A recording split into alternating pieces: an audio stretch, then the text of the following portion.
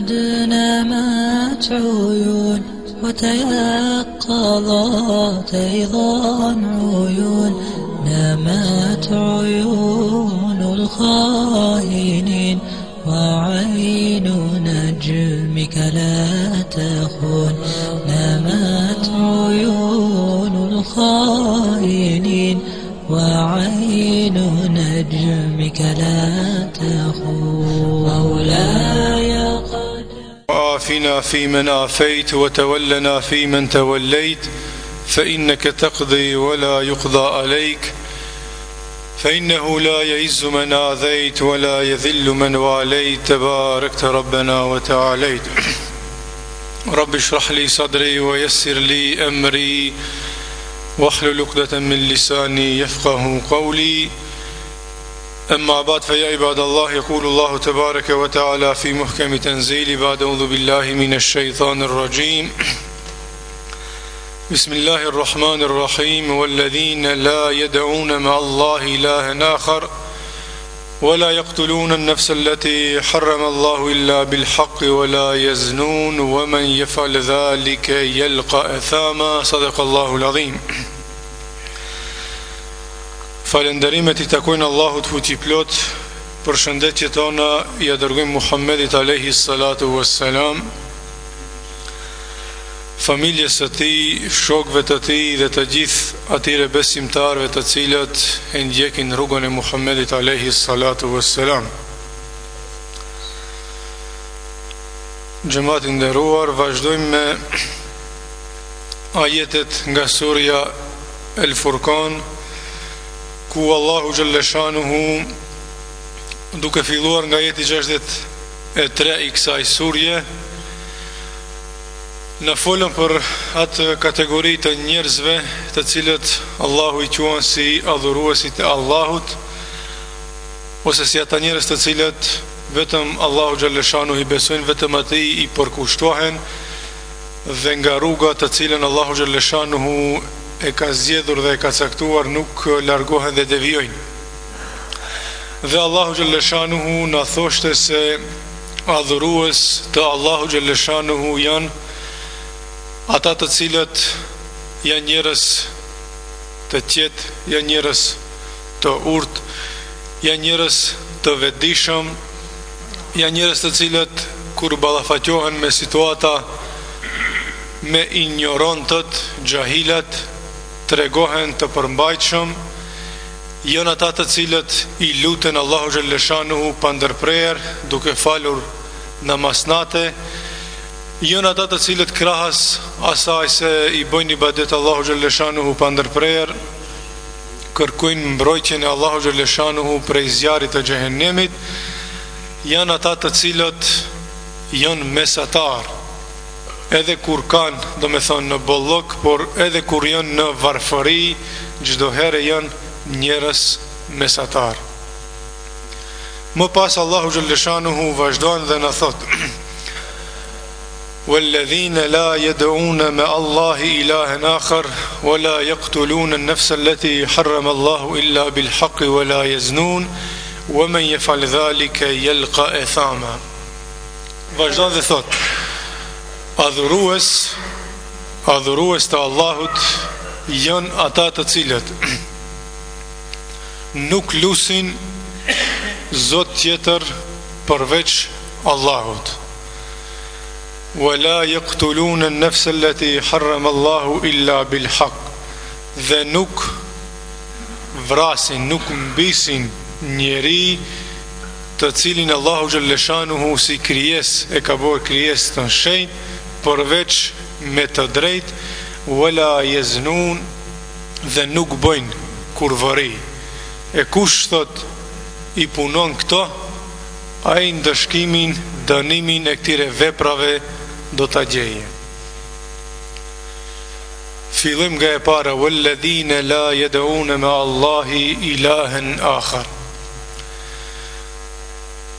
Edhe pse Allahu Gjellëshanuhu nga fillimi këtira ajeteve këta njerëz I quhen adhuruesit e Zotit, njerëz të cilët I janë të përkushtuar, njerëz të cilët nuk gabojnë, njerëz të cilët Allahu Gjellëshanuhu në vazhdimsi e respektojnë, bëjnë ibadete, prej harameve largohen, Allahu Gjellëshanuhu prap e përsëritën walladhina la yad'una ma Allah.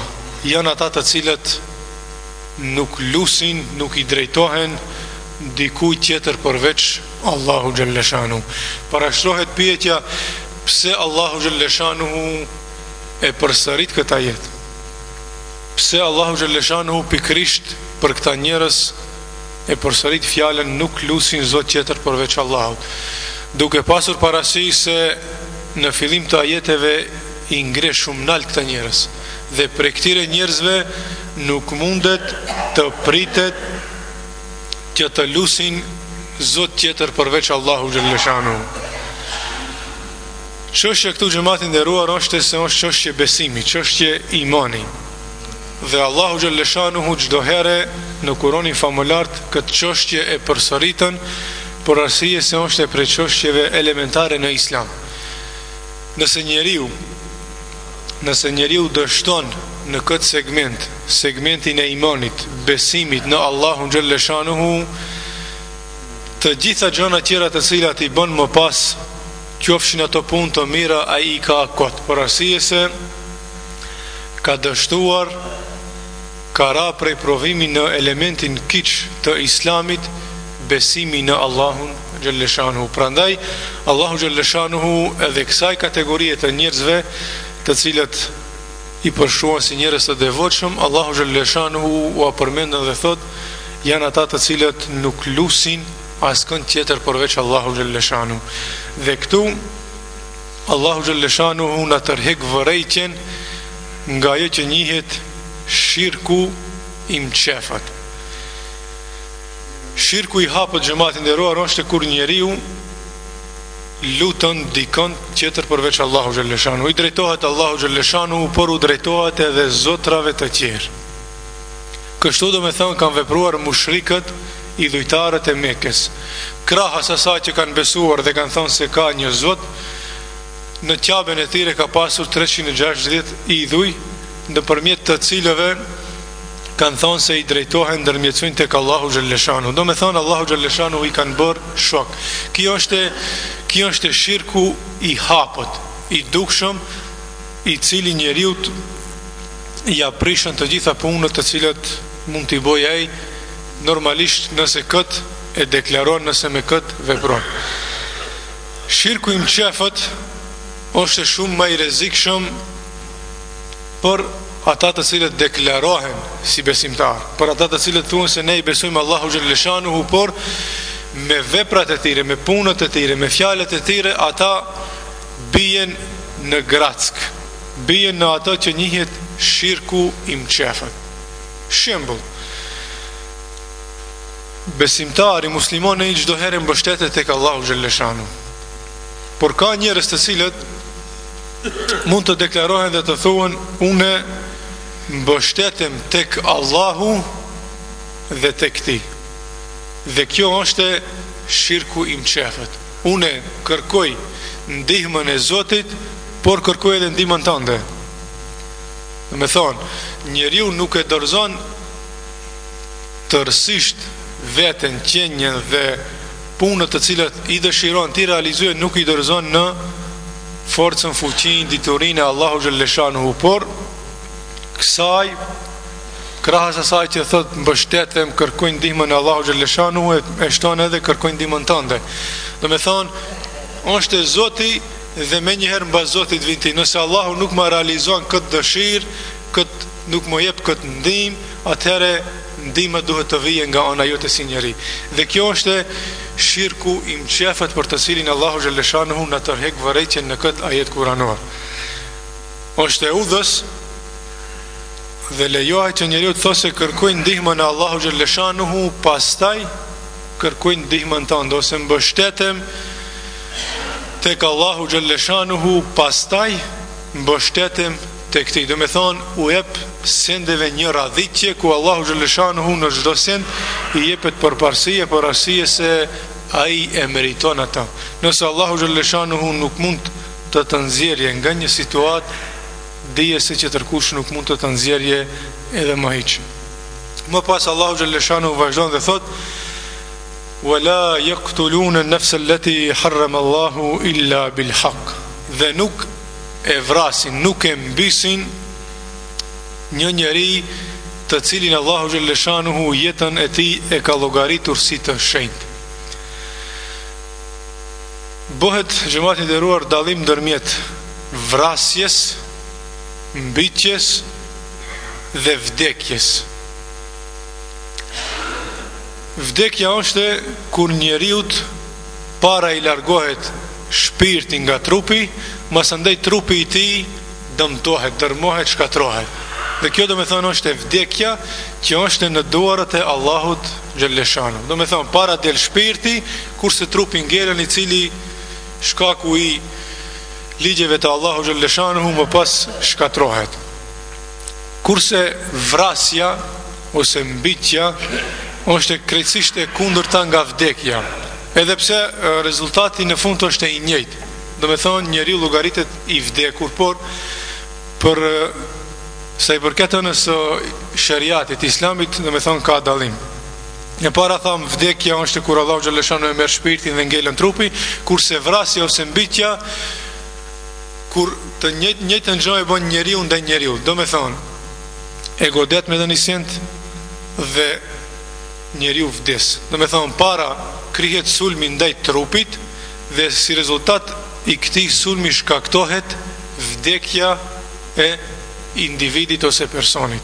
Dhe këtu do me thonë është dallimi se e para është në duar të Allahu xhaleshanu vdekja, Allahu xhaleshanu i merr shpirtat, ngelen trupi, kurse në rastin e dytë është njeriu i cili kryen akt dhune ndaj njeriu tjetër dhe si rezultat i asaj dhune shkaktohet vdekja. Do me thonë para sulmohet trupi dhe si rezultat e këtij sulmi del shpirti prej atij trupi. Prandaj dhe Allahu xhaleshanu ka thonë wala yaqtuluna, nuk vrasin, nuk mbysin, nuk ka thonë nuk vdesin, por nuk vrasin, nuk mbysin, por arsye se ka të bëje me çështje njeri. Wala yaqtuluna an-nafsa allati harrama Allahu illa bil haqq. Dhe nuk e vrasin, nuk e mbysin një njeri. Pse? Por arsye se njeriu, jeta e njeriu të është e shenjtë tek Allahu xhaleshanu. Njeriu është i shenjtë tek Allahu xhaleshanu. Omeri radiallahu anhu në një rast duke bërë tavaf rreth Ka'bes, dhe prej suneteve të tavafit është që njeriu të bëje me isharet, me shenjë drejt gurit të zi. Omeri radiallahu anhu ka thonë: unë e di që ti je gur, nuk bën dëm as dobi, e di që ti Ka'bes i ndërtes i e ndërtuar prej gurve, dhe shenjtëria e muslimanit, e besimtarit tek Allahu xhaleshanu është më e madhe se ti. Dhe me thonë mbytja, vrasja e një njeriu të pafajshëm është më e madhe tek Allahu xhaleshanu se sa qabja ose guri i zi cili gjendet në atë. Allahu xhaleshanu në fund thot harrama Allahu illa bil haqq. Vrasjen e njeriu të Allahu xhaleshanu e ka ndaluar, përveç thot me të drejtë. Kur lejohet që një njeri të vritet, një njeri të ekzekutohet. Pejgamberi alayhi salatu vesselam përmendën 3 raste. E thejjibu zani, një njeri cili është i martuar dhe bën kurvëri, bën zina dhe e njëjta i dëshmohet, sipas rregullave të parapara në Islam. Kur i dëshmohet i argumentohet e njëjta gjë, dënimi për ata njerëz është dënim me vdekje. E dita, kush vret, vritet. Do me thonë, nëse një njeri kryen një vrasje, të njëjtën e pranon, e njëjta i argumentohet, dhe ky njeri për këtë dënohet me vrasje. Pasi që ka vra, dënimi i merituar për ata është masa e njëjtë, do me thonë vrasja. Dhe e treta, e tariku lidini el mufariku lil xhamaa, një njeri cili vullnetarisht ka pranuar Islamin dhe më pas del, renegon bëhet murted, ki njeri dhe me thonë dënimi këti i merituar është dënimi me vdekje, për arsye se ka kryer një vepër të shëmtuar në islam. Dikushi do të thosë se ku është liria fetare në këtë rast, se sot ne si muslimon, si shoqëri bombardohen me këtë termin liria të shprehurit, liria e kësaj, liria e asaj, dhe këtu normalisht parashtrohet e një tapije ku ngelën liria e njeriut të besoje, liria e njeriut të hije, të dalë në një fe dhe kështu me radhë. Nëse i marrëm të analizojmë rregullat e përgjithshme fetare në islam, do të shohim se Allahu xhaleshanuhu askënd nuk detiron me dhunë, me forcë të bëhet musliman. Dhe çështjen e besimit, imanit, islamit, Allahu xhaleshanuhu e ka lënë të lirë.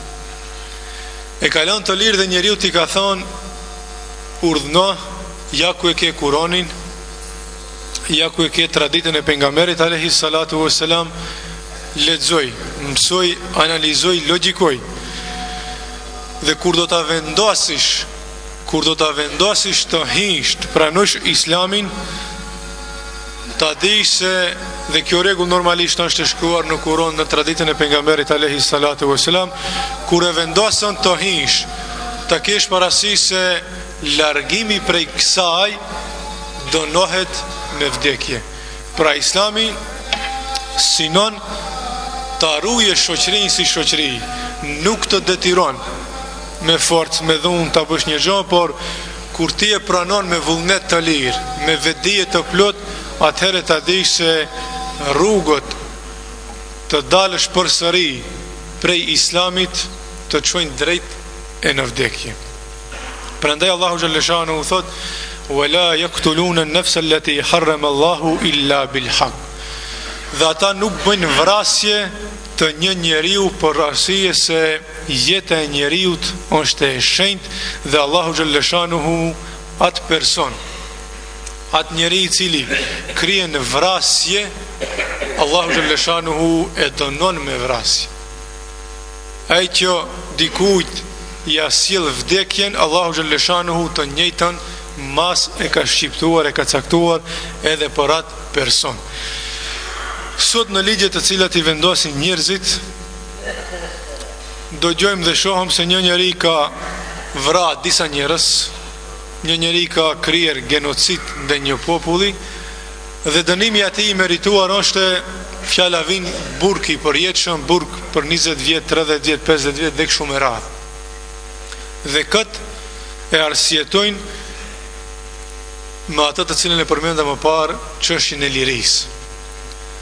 Dhe me thonë, nuk guzon njeriu të vrasë një njeri për arsye se me këtë e cenon të drejtën e tij për qetuar. Por ki që njihet si vrasës, ki më parë nuk ka respektuar shenjtërinë e jetës pasi që ka kryer vrasje.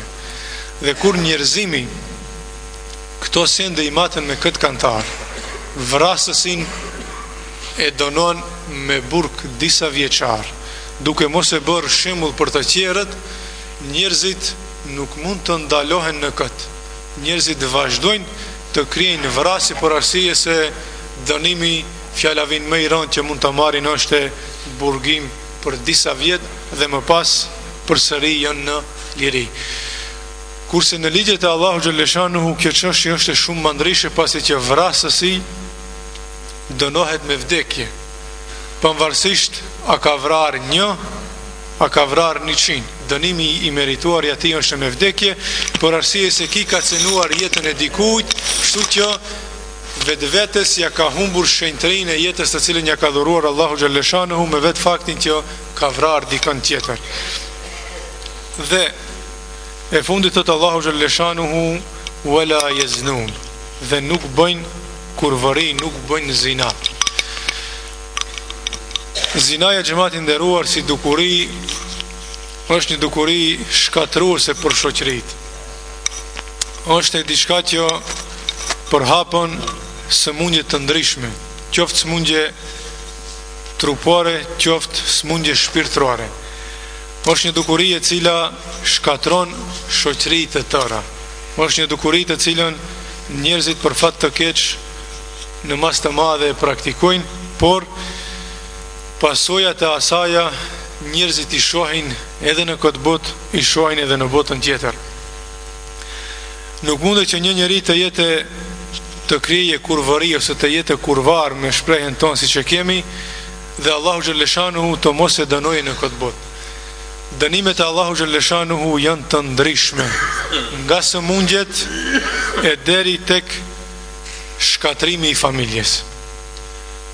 Imam Shafiu rahimehullah në një poezi të tij ka thonë, një njeri i cili krijen kurvari, bën kurvari, le të jetë i sigurt se edhe ndaj atij do bëhet kurvari.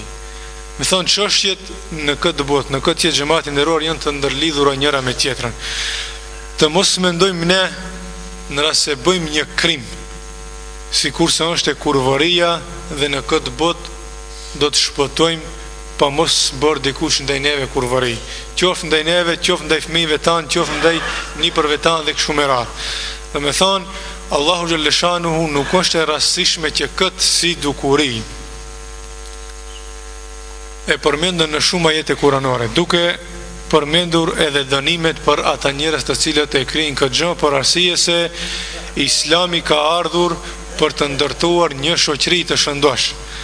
Dhe çdo gjë e cila cenon shoqërinë, Allahu Gjellëshanuhu e dënon me dënimet e tija të ashpra.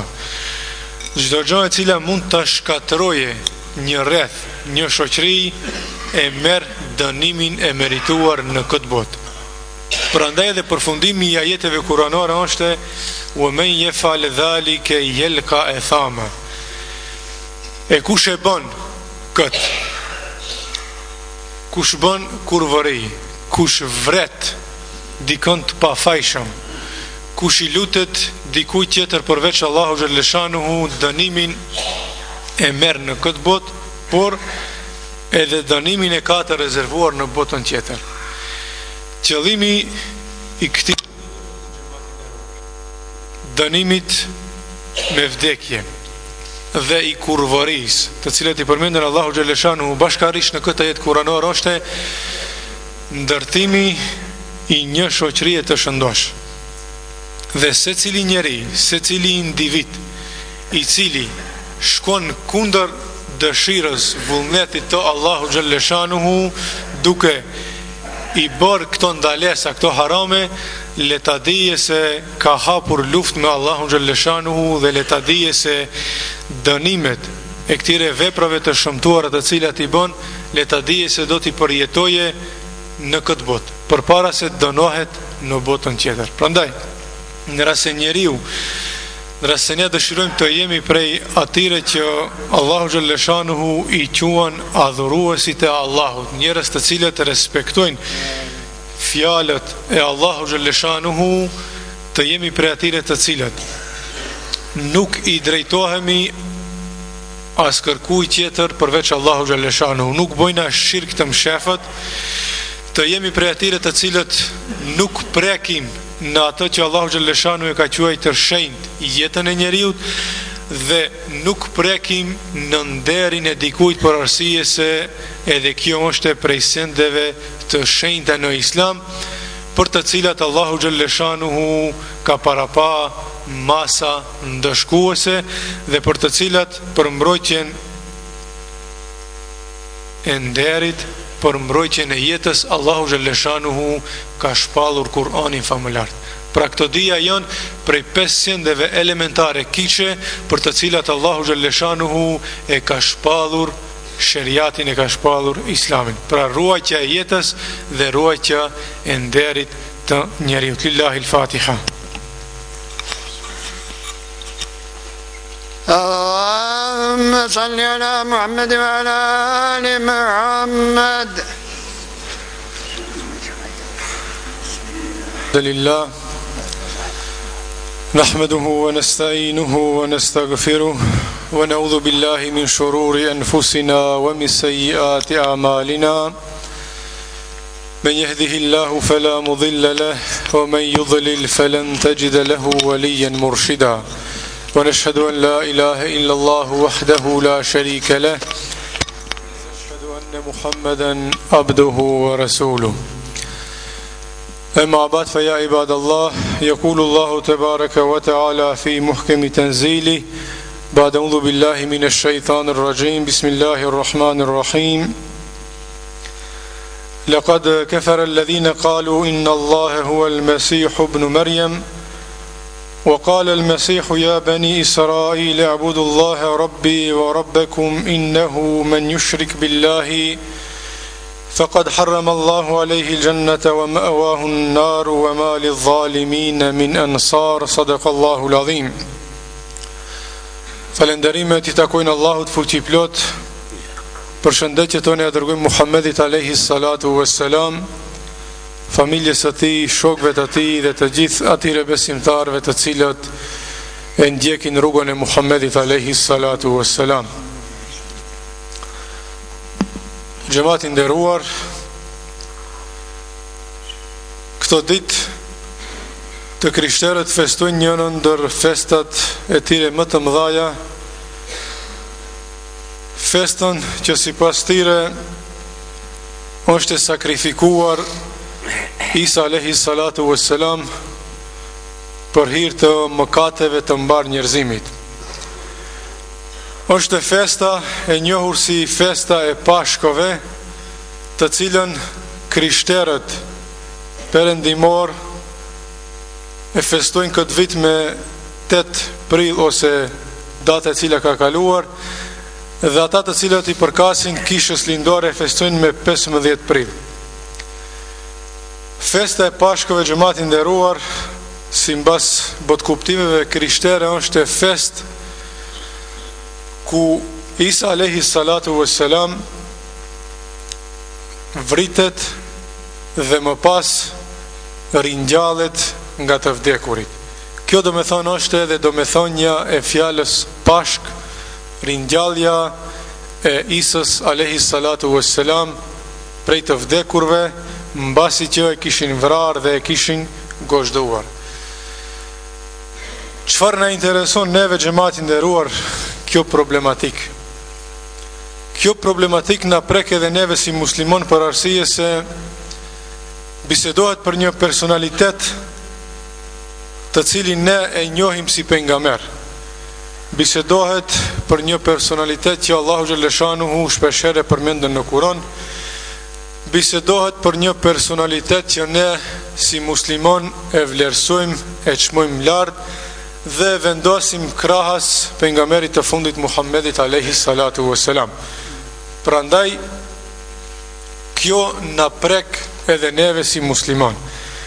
Na prek për arsye se duhet të jemi të qartë se kush është Isa alayhi salatu wassalam dhe se a është e vërtet kjo çka thuhet dhe kjo çka festohet. Normalisht duke u bazuar në ajetet kuranore. Të krishterët xhamati I nderuar për Isën alayhi salatu wassalam janë të ndarë në 3 mendime. Mendimi I parë është se Isa alayhi salatu wassalam është Zot. E dita se Isa alayhi salatu wassalam është njëri prej 3 zotave, dhe mendimi I tretë se Isa dhe nona e tij Merjemja janë zota. Këta 3 çështje I prek edhe Allahu xhaleshanu në Kur'anin famëlart në surën El-Maide. Në ajetin e parë Allahu xhaleshanu thot: "Laqad kafara alladhina qalu inna Allaha huwa al-Masih ibn Maryam." Kanë bërë kufër, mosbesim, ata të cilët thanë se Zoti është Isa, djali I Merjemes. Në ajetin e dytë Allahu xhaleshanu thot: "Laqad kafara alladhina qalu inna Allaha thalithu thalatha." Kanë bërë kufër, mosbesim, ata të cilët thanë për Trinitetin, do me thonë për 3 zotra. Dhe ajeti tjetër ku Allahu xhaleshanu thot: "Wa idha qala Allahu ya Isa ibn Maryam a anta qulta lin-nasi ittakhidhuni wa ummi ilahayn min dunillah." Dhe për kujto kur Allahu I drejtohet Isës dhe I thot: "O ti Is, a ti u tha njerëzve të të besojnë ti dhe nënës tënde si zota." Këtire tre sendeve xhamati nderuar, Allahu xhaleshanuhu i prek në të njëjtën sure. Dhe përgjigja për këtë vjen po në të njëjtën sure. Allahu xhaleshanuhu thot kana yakulani ta'am. Pra Isa Zot në tre zotra dhe Isa dhe nona e tij Meriemja zota. Allahu xhaleshanuhu përgjigjen ndaj këtyre tre dyshimeve jep me di fjalë. Dhe thot kana yakulani ta'am.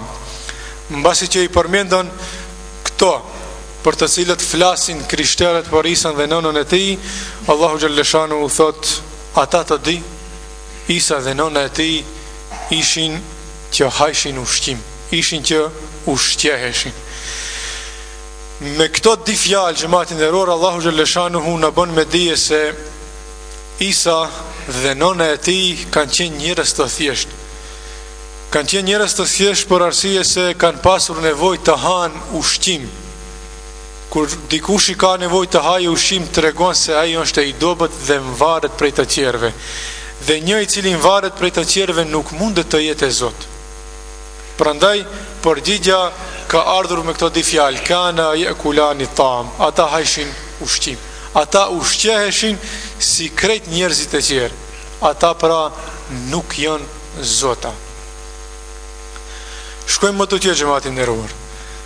Pra Allahu xhaleshanuhu fillimisht e demanton se Isa alayhi salatu wassalam është Zot. Është njeri i thjesht, është pejgamber, të cilin Allahu xhaleshanuhu e solli në këtë botë me mrekulli, lindi pa bab, si foshnjë fliste, Allahu xhaleshanuhu i dha shumë mrekullira. Pra ardhja e tij, e Isës alayhi salatu wassalam në këtë jetë, në këtë botë, ishte mrekulli. Mrekulli e cila nuk ishte ndodhur asnjëherë më parë në historinë e njerëzimit dhe nuk do të ndodhje asnjëherë në historinë e njerëzimit. Pra erdhi mrekullisht në këtë botë, vetëm prej një none pa bab. Si foshnjë u drejtoheshte Beni Israilëve, të cilët nonën e tij Meriemen e akuzojshin për pandershmëri. U drejtoheshte se unë jam rob i Zotit, jam pejgamberi i tij. Çështja tjetër xhamati nderuar, sipas bot kuptimeve krishtere, është ringjallja e Isës alayhi salatu wassalam, të cilës ringjallje normalisht i paraprin vrasja dhe kriqëzimi ose gozhdimi i tij. Allahu xhaleshanuhu na thot wa ma qataluhu wa ma salabuhu. Ata as e kanë vrar, as e kanë gozhduar. Por thot ber rafa'ahu Allahu ilahi, Zoti e ka shpëtuar, e ka ngritur. Shumë njerëz do të pyesin si e ka ngritur Allahu xhaleshanuhu, kur ka ndodhur ajo, si ka ndodhur ajo, në çfarë moshe ka qenë Isa alayhi salatu wassalam. Përgjigje xhamati nderuar, por këto sende në Kur'anin famullar nuk hasim. Prandaj të hina në debate për këto sende është e kot.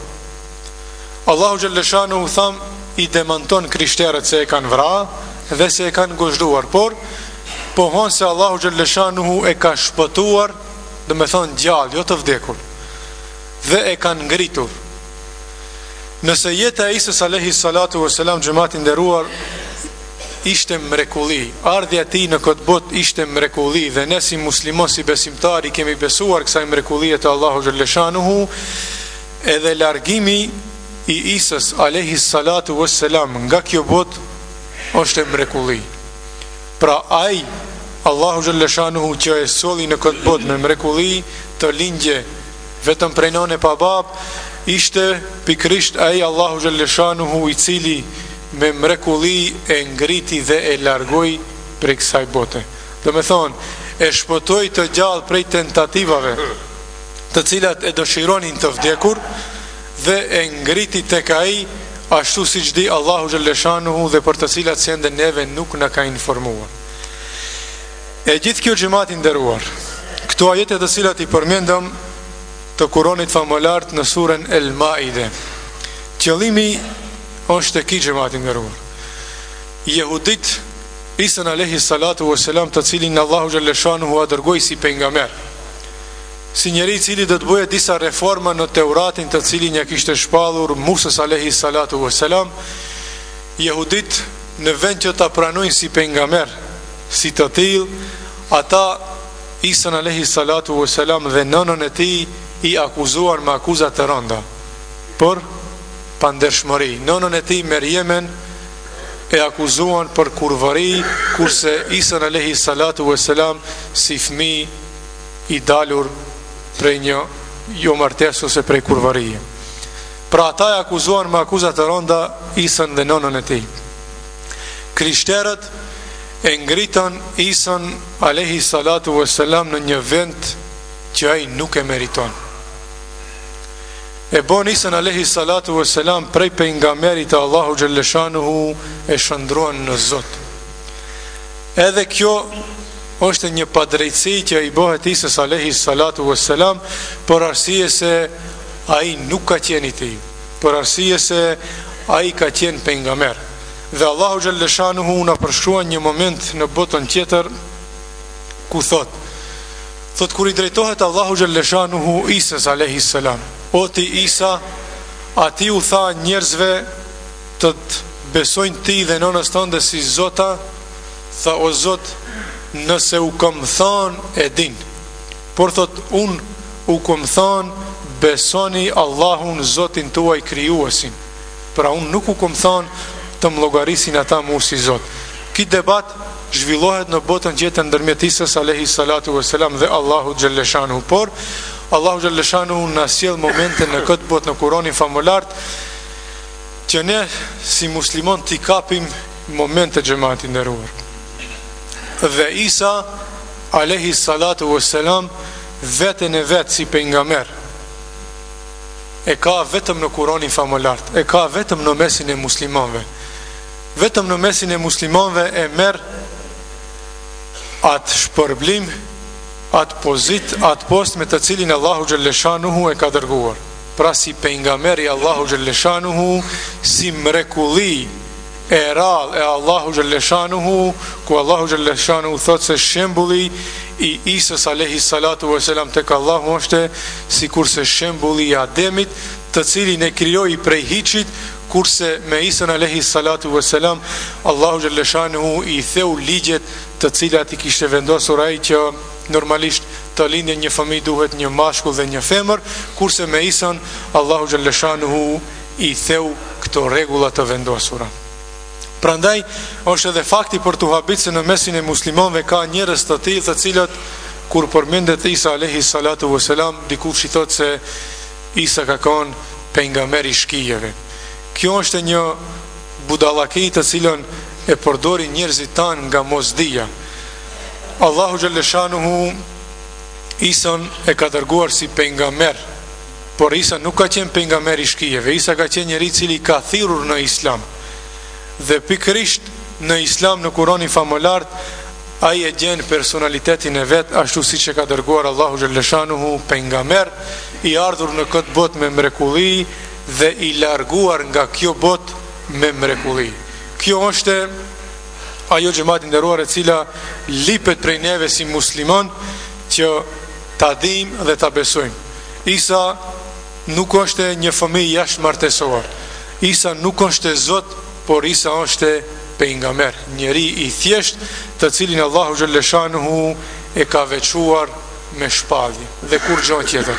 Pra njeri të cilin Allahu xhalleshanuhu e dërgoi si pejgamber për të shpëtuar njerëzimin nga rruga e gabuar dhe për t'i udhëhequr ata në rrugën e drejtë. Ky është parimi mbi të cilin Islami xhamati nderuar i ndërton besimin në pejgamberët e Allahu xhalleshanuhu, duke mos i akuzuar për pandershmëri dhe duke mos i ngritur në zotra, por duke u dhënë pozitën të cilën e meritojnë ata si pejgamber, si njerëz të zgjedhur, si njerëz mëshirë për njerëzimin, si njerëz të cilët duhet njerëzimit t'ia ndriçojnë rrugën në këtë botë për shpëtuar në botën tjetër. Aqulu qawli hadha wastaghfirullaha li wa lakum. فيا فوز المستغفرين استغفروه يغفر لكم.